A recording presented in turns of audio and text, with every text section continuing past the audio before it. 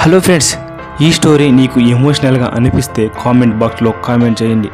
ఒక విలేజ్లో ఒక 18 సంవత్సరాల అబ్బాయి ఉండేవాడు. అతనికి బైక్ అంటే చాలా ఇష్టం.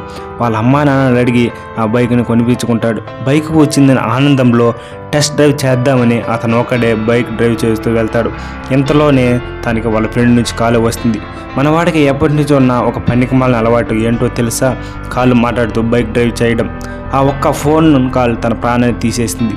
బైక్ కొనిచ్చి 30 మినిట్స్ కూడా అవ్వలేదు. ఒక ఫోన్ కాల్ ఒక నిండు ప్రాణాన్ని తీసేసుకుంది. ఇది అతను మాత్రమే చేసేది తప్పు కాదు, మనలో ఎంతమందికి ఉన్న పనికిమాలిన అలవాటు.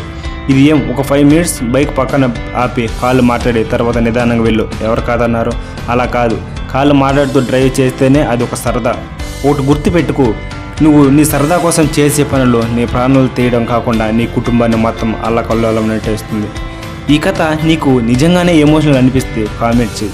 నువ్వు సేఫ్గా డ్రైవ్ చేయి మావా, చావు వచ్చినప్పుడు చూద్దాం, దాన్ని ఎవరు ఆపలేరు. కానీ నీ ఒక్క నిమిషం కోసం, సంతోషం కోసం నీ ప్రాణాలతో నువ్వే చలగాటం ఆడుతున్నావు, గుర్తుపెట్టుకో.